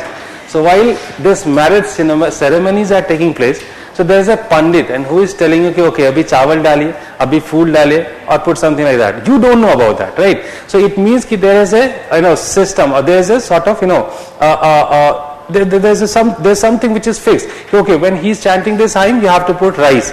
When he is chanting this hymn, you have to put some flour, right? And you don't know about that, right? So who knows this? The Brahman, right? And that is why hiring a pandit for the marriage. Otherwise, you could have done it by your own, right? Just buying a book from the market. Okay, these are the these are the slokas that you must read while marrying. But somehow it is not happening, because you are hiring somebody to chant the hymns. At the same time, he is just telling you about the process. So somehow that's again the continuation of the same tradition. They are making the hymns, they are making the Vedas more specialized, right? And finally the Atharvaveda is coming, and mind you, Atharvaveda is known as a non-Aryan Veda, right?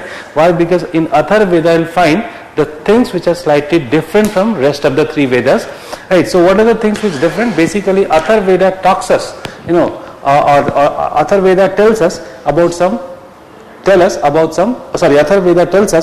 some different traditions such as black magic, Ayurveda, right? So these are the things which have been included. Still we people are following some of the provisions of the Atharvaveda, such as you must be knowing about some rituals which are there, like if you are if you had this ये smallpox, right? So which is known as माता आई है, ठीक है, ऐसा बोलते हैं लोग, ठीक है. So these are nothing but sort of systems which we follow from the Atharvavedas. Now, as you can understand, what are the things which are there in all the four Vedas? Let us try to interpret it briefly, right? So definitely you can understand. Okay, you can make a difference here. You can make you can draw a line here. And Rig Veda is slightly simple in nature, right? Whether Sam, Yajur, these are the Vedas which are slightly complicated, right? Atharvaveda is having a complete, different significance. So it's basically telling us a story. How come? It's very simply, it's telling us a story regarding the development of society.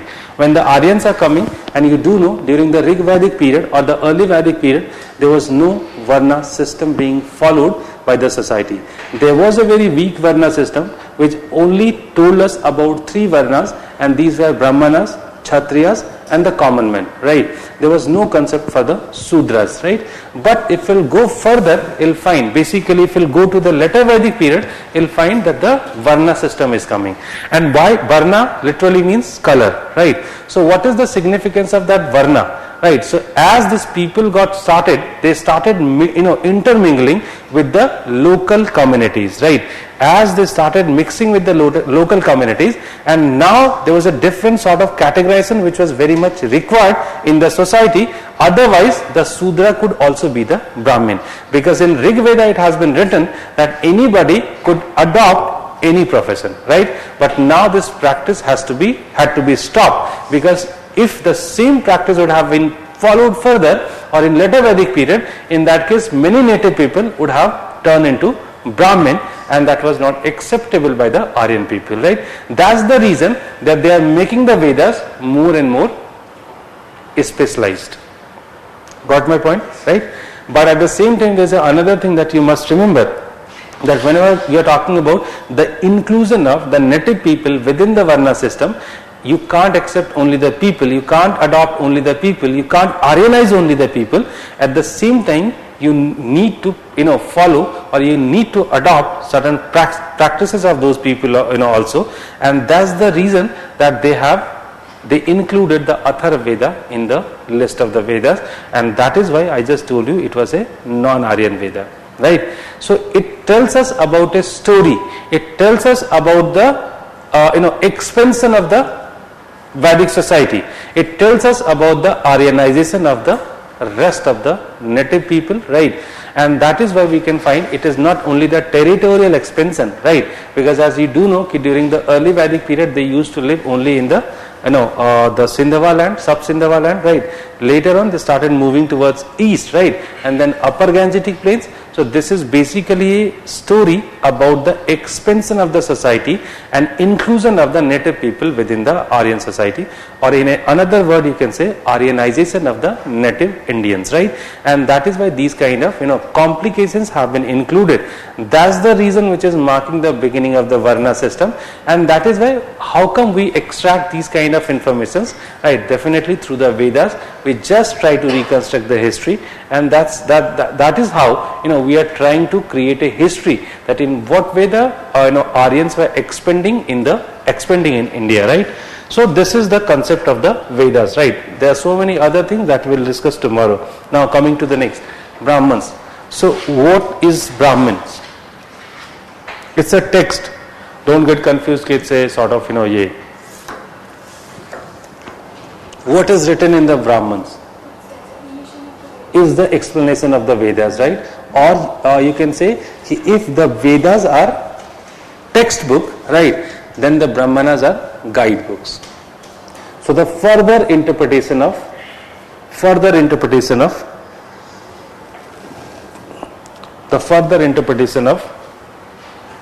Vedas.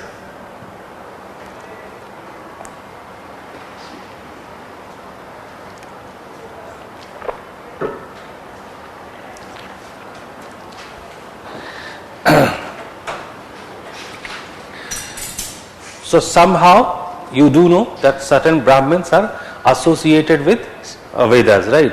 And every Veda is having some Brahmins, right?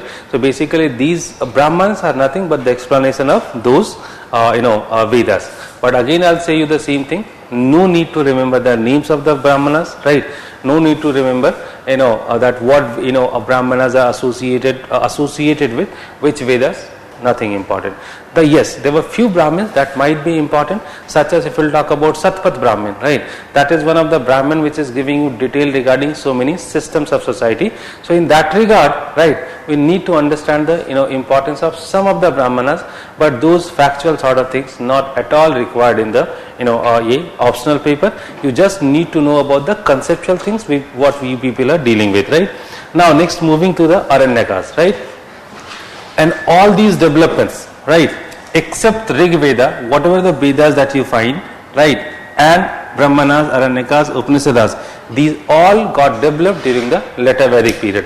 And while I am saying develop, it simply means that compositions, right? It is not about compilation. So they are simply just they are just composing the hymns, they are composing the slokas, right?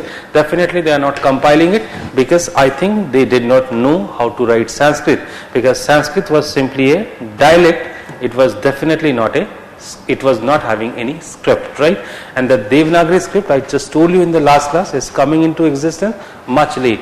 Only after the 4th century BC, we find the use of Sanskrit in form of writing, right? Okay, so next two writings are also very important. If we'll talk about the Aranyakas, so somehow it has been assumed that it was a revolutionary text during the later Vedic period. And how come we can call it a revolutionary text? Because now it has moved completely from the Vedic traditions or the Brahmanical traditions, and now it started talking about something else.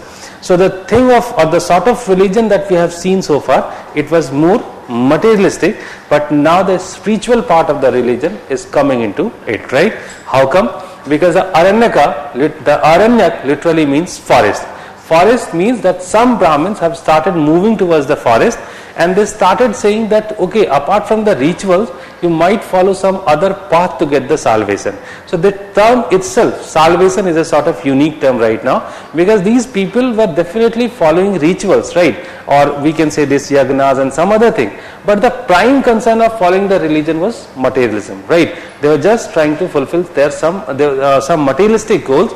But the Aranyakas, what they started saying, the Aranyakas, okay, if you have devoted yourself completely to the God, right, in that case also you can get the nirvana, you can attain the nirvana. That was the concept they started dealing, and that is why we can say somehow they started promoting the idea of bhakti. Got the point? The idea of bhakti. Because if they are talking about the personal devotion, what does it mean? Bhakti is nothing but the personal devotion. Or bhakti is something which does not require the help of any middleman to get the salvation. If you need to get the salvation, you have to perform the rituals, right? I'm just... Sorry? Job. Yoga. No, it's not yoga. Yoga is a different philosophy, right? And they are not talking about yoga. It's bhakti. Okay, let me tell you bhakti. When you are... No, it's not like that. You are just imagining it in a different way. Very simply, I am telling you, every day in the morning you are just worshipping any god, right? Or doing some, you are offering some flowers and some prasad to the god, right? So it's a sort of, is there any Brahmin you are calling for that? Are you calling any Brahmin for that? No. So you are doing it by your own, right? So what is this? This is part of bhakti. And in fact that bhakti shows you just by doing that, if you are doing it regularly, so somehow you are trying or you are moving towards this salvation or the moksha, right? And earlier what has been said, if you are not performing the rituals, you won't be able to get the salvation. Get my point, right? Such as, if any ritual is not performed after your death, what is going to happen? Sif no moksha. अगर किसी के मरने के बाद Hinduism में उठा के फेंक दिया जाए, ठीक है, तो क्या होगा? क्या हम बोलते हैं? उसकी आत्मा को नहीं मिले, और उसके बाद वो क्या करता है? भूत बन के डराता है. Getting my point? Right. So somehow, definitely, what you are saying, that is perfect. He did not get the moksha. And what is moksha? His soul is not liberated, right? And if his soul is not liberated, it is there in the earth only. और वही भूत है, right? तो लोगों को इतना समझ में नहीं आएगा, ठीक है? somehow people won't be able to understand that what is this salvation, and if he hasn't performed the ritual, so how come it is possible that he did not get the salvation?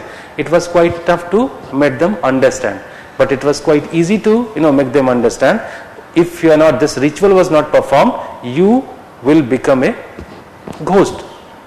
Right. So these are some popular terms used by the people just to make us understand about the significance of the rituals, right? But now the Aranyakas have started dealing with a different tradition. It is not required, right? Somehow, if you have shown your devotion to the God, you could get the salvation. You could have, got the salvation, right? So that's the idea. And mind you, the next the next text, which is known as Upanishads, the literal meaning of Upanishad is to sit near the feet of teacher. Right? And what is the thing that we are getting from the teacher? Knowledge. So this is the third path which has been suggested to get the salvation. Knowledge might be the third path to get the salvation. If you have acquired that much knowledge of the religious texts and religion, you will get the salvation. There is no need for the middleman. Got my point? Only about religious texts. only about religious texts, of course, right? Because these are the Astika philosophies, these are not the Nastic philosophies, right? And that is why they are not going beyond Hindu, Brahmanism. They are not talking about some other gods. They are also talking about the same gods, right? And but at the same time, these people were just suggesting a different path to get the salvation, and that's the significance of these texts. So somehow, can't you see that there is a shift in the religion and it is moving from the materialism to the spiritualism, right? So that is the point, right? We'll discuss it further also while dealing with the Vedic period, right? And one more thing that I missed to tell you, right? While talking about Rig Veda, I didn't tell you that they were worshipping Indra, Agni and Varun. And these concepts got changed during these 3 Vedas. And here, as you do know, that Brahma, Vishnu and Mahesh, the concept of 3 Dev became important, and the 3 Dev were basically imagined in a different way. Brahma was basically the creator, Vishnu was the preserver, and Shiva was the destroyer, as the Kavariyas did like that. Have you gone through the recent news that the Kavariyas, they just destroyed a car brutally, right? And so Bhagavan Shiva always reflects Sandava, right? So that is it. So Shiva is basically a concept of native gods, right, or the local gods, because in IVC also we do find the reference of Shiva, right? And that is why you can understand that there was a sort of biasness which was done towards Shiva. Most of the gods used to live in heaven. Shiva lives in Kailas Parvat. Most of the gods are surrounded by Apsaras. Shiva is surrounded by some demons and monsters and these kind of people, right? So I hope you can understand the biasness, right? He was a native god, right? And that is why he has been imagined as a destroyer of the world. Although there was a religious significance of that, but somehow I hope you are getting my point. That this is not about the Vedas, religion, and some other thing. Okay, being a student of history, you need to understand the historical aspect of the Vedas, and we'll discuss it further also, and we'll just see in the points what are the things that we can extract from the Vedas, right? So this is all about the Vedic text. And one more thing that we need to understand here, I'll discuss it extensively later on, but as you can understand, I think can't you think that they are also developed by the Brahmanas, right? And these Brahmanas are basically opposing these Brahmanas. Isn't that true? Right? Because somehow they are just taking away their job opportunities or their chances to get the Dakshina. Because they are not talking about middlemen. One is emphasizing on bhakti, one is emphasizing on knowledge.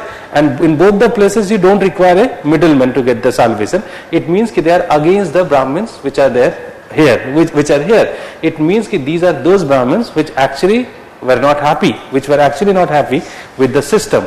It may be possible that they were not getting any opportunity there, and that is where they started dealing with some such idea, somehow which is cutting the chances for the Brahmins, right? Those were involved in those kind of things, right? That's also interpretation. We can discuss this further, right? Now, what is Vedangas? Smriti literature. So Vedangas are basically the 6 fields of the knowledge, or 6 branches of knowledge, and these are known as Siksha, Kalp, Vyakaran, Nirut, Chand and Jyotish, right? Again, these informations are not important for the optional, right? But even though you just note it down, right? There are 6 branches: Siksha, Kalp,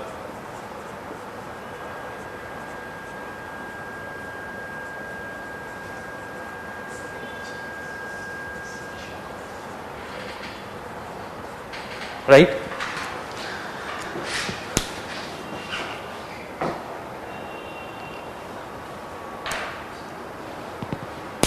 Right? So there are 6 branches, and actually it has been said that to understand Vedas you need to understand these kind of things also, right? You need to get education, you need to know about how to develop how to develop basically the writings, right? Grammar, and then the meanings of the words, and the way in which you are going to compose the poetries, and finally the astronomy, right? So these are the things which are important. Finally, but it is not very important for your history. Puranas are very important, right? So somehow we have to discuss Puranas separately, right? And basically Puranas, there were number of Puranas were 108, but out of these Puranas, 18 are supposed to be Mahapuranas, right? And these Mahapuranas are very important. And the Puranas, people started compiling somewhere around from Gupta period, and then they kept on compiling it even till the medieval period, right? So Puranas will discuss extensively because the questions are being asked from the Puranas, right? So that we'll discuss again separately. Now Smritis. Smritis were basically, there were so many Smritis such as Narad Smriti, Manu Smriti, Brihaspati Smriti, right? So many Smritis, right? And these Smritis were basically the law books, right?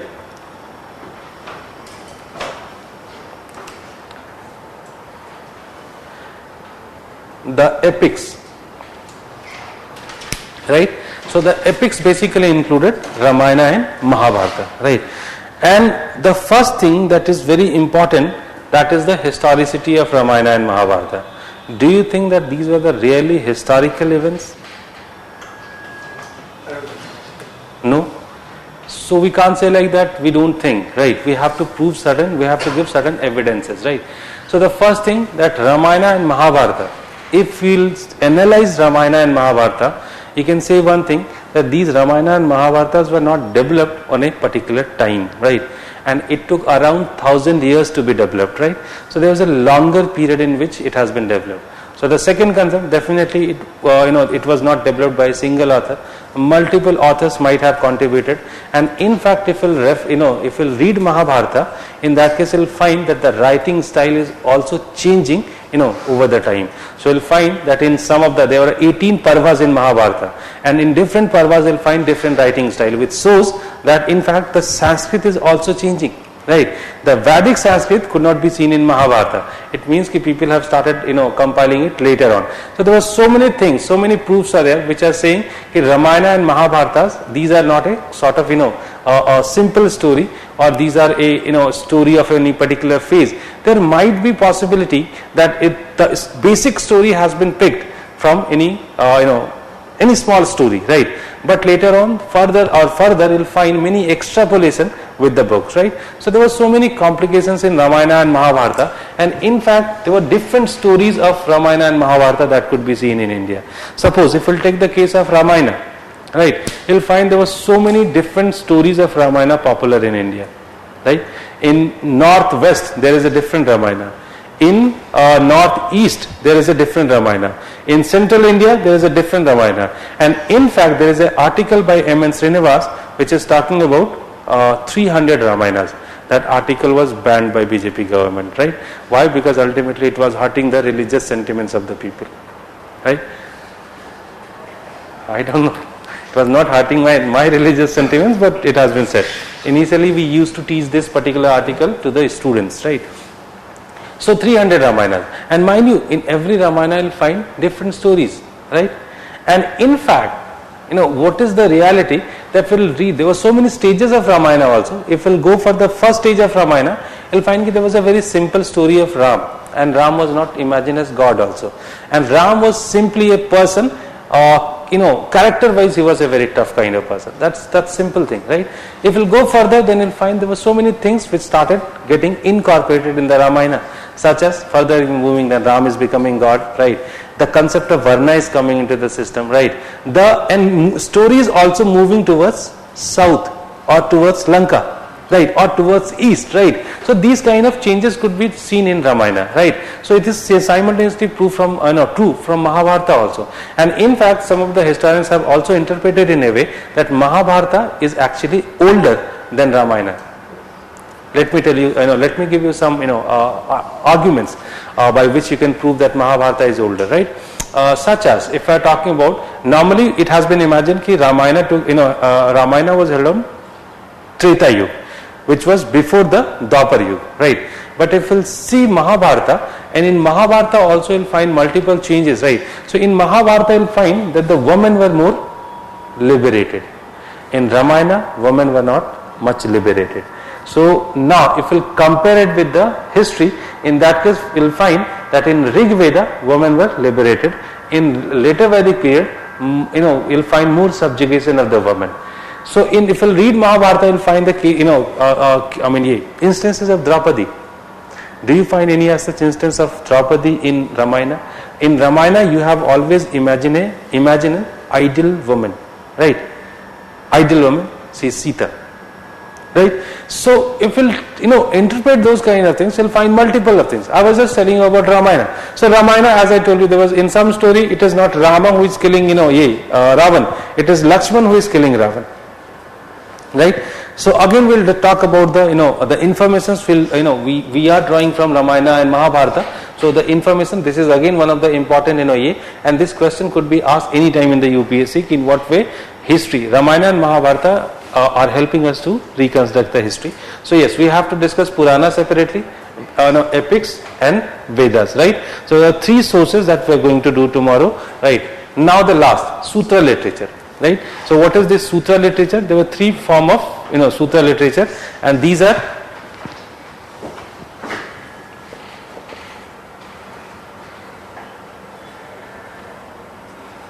Griha Sutra, right? The second is Sulva Sutra and Srauta Sutra. What are these? Any idea?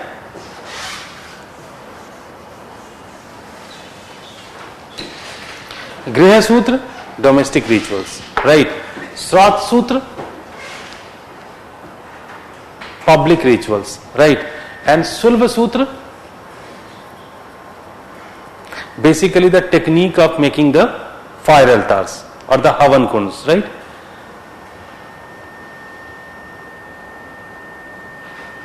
Fine. Combinedly this is known as Dharma Sutra. Combinedly these are known as Dharma Sutra, and when we are clubbing this with the Smritis, it is known as Dharma Shastra, right? Not important at all. If you are thinking that okay, these are some complicated details and all, don't remember it, right? These kind of things are not going to help you at all anywhere. But you just have to have an idea of the meanings of the terms. That's important, right? That what is the meaning of Griha Sutra, Sulva Sutra and Srauta Sutra, right? That's important. What is the meaning of Smritis? You just be clear for the meaning. And what is the, like this Griha Sutra, Sulva Sutra, somewhere if you are referring about the domestic rituals, right? You are writing something regarding domestic rituals, and if you are just mentioning this, that is going to add an advantage than nothing else, right? So these kind of technical things don't need to require, right? And you simply remember the terms that you can use it as reference somewhere, right? And that is why I was just telling you about the meanings of these terms, right? That's it, right? So let us end the class today, right? And now we are going to meet tomorrow, and as I told you, tomorrow at least we will try to finish the literature, right? So there we have to do extensively the Vedas, basically as a source of history, Puranas as a source of history, and epics as a source of history. And then I think these three will be able to do tomorrow, and in the next class, next to next class, we'll do the some specific sources such as Harsh Charit and some more, right? So I think 2 classes, it will take 2 more classes to finish the sources. But as you can understand, through the sources we are just trying to cover numbers of things, and ultimately while understanding the further developments, these are going to help us, right?